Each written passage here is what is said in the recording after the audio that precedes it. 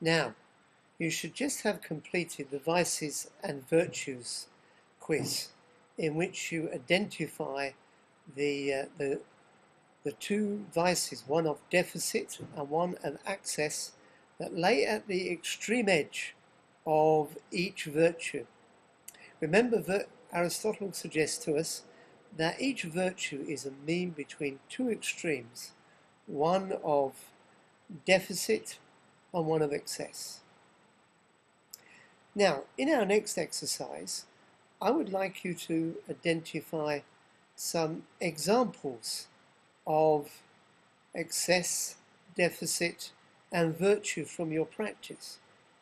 So I'd like you to identify one episode where you had something happen that suggests a vice of deficit. And then in the second episode that you tell us, I would like you to identify a vice of excess, where you went over the top with something. And then the third one should be something where you got something just right, a sweet point. If I reflect on my own teaching career as a theological educator, there's one very embarrassing episode of deficit that I can identify. We were having a session on gender, and in those days I lectured more than I discussed, and I had just finished talking about the equality of the sexes in marriage, or something like that. And then one student raised his hand. This was a student I respected a great deal, and he asked me if it was acceptable to beat your wife. And as he was saying this, he looked pointedly at the only female student in the class, who incidentally was not his wife, but was a very strong character. And at that moment, all the other male students joined in and agreed. I was stunned, and I tried to recover, but I'm not sure that I did successfully. Of course, what I should have done is actually begun to ask probing questions to drive to the very back of that assumption that he had, that somehow the use of violence was acceptable in marriage. I did ask him if there was any case of anyone in Scripture doing this. But I think in his mind, culture overruled Scripture at this point. So how was this how did this demonstrate deficit?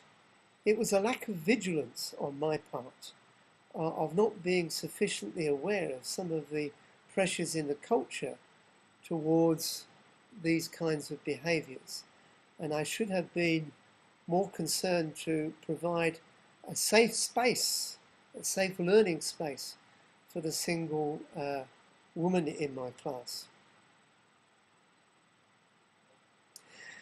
Now, a deficit of excess.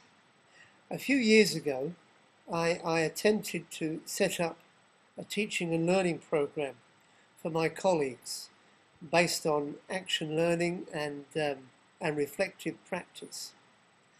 And my idea here was that if I gave people the right readings and the right discussion platform, that they would reflect on their practice. People enjoyed the discussion, but no reflection. And I tried one device after another device to try and get people to reflect by all means.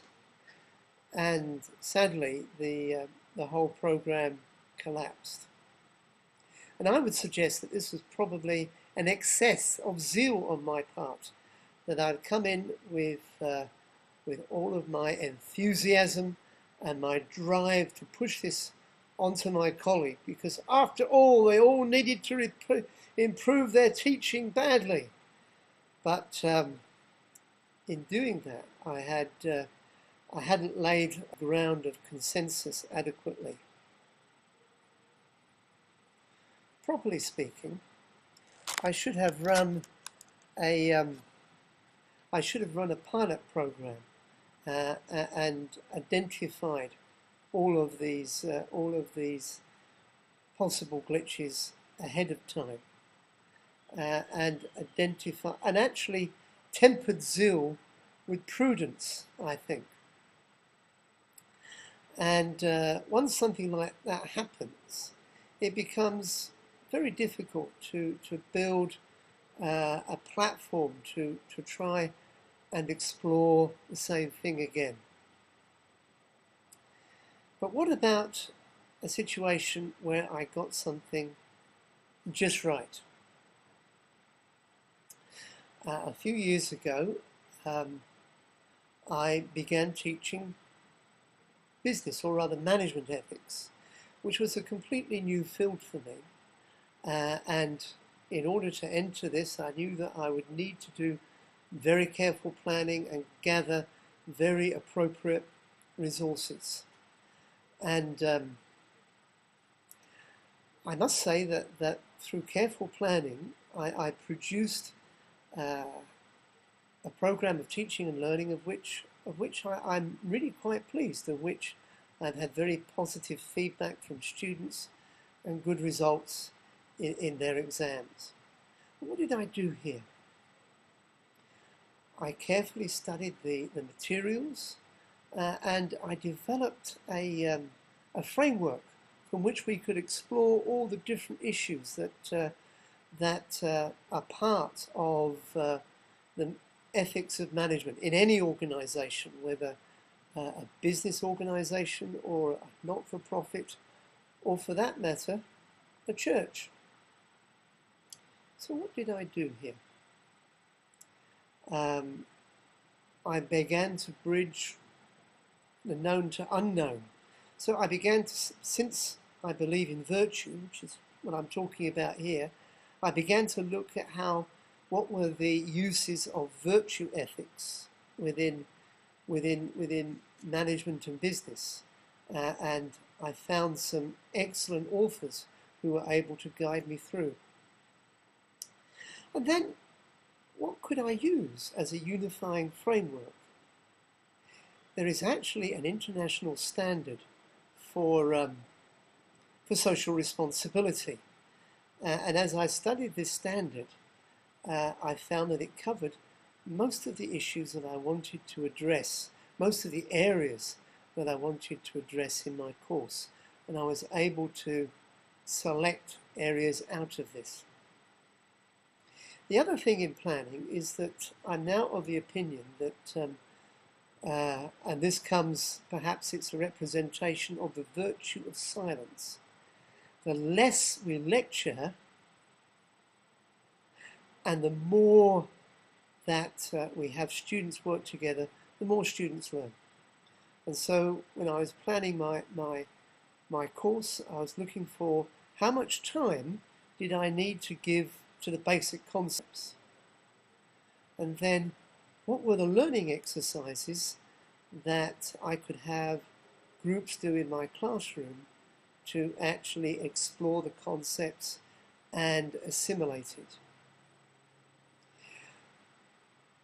Parker C. Palmer calls this organizing your learning community around the great thing, or the great subject. And of course, in ethics, there are a number of great subjects. And so I'm genuinely pleased with that piece of work that I've done. It hit the sweet point. And I'm looking to extending that by using much more of discussion methods and allowing students to begin to choose the topics that they will explore. So those are three examples of the extremes between a virtue and then the mean that the virtue represents. I look forward to seeing your presentations. One was a situation of deficit in the light of the 12 virtues, another of excess, and then another where you felt you got things just right, the sweet point. And it's those sweet points that infuse us and allow us and motivate us to be teachers. Look forward to seeing your contributions and from learning from them. Thank you.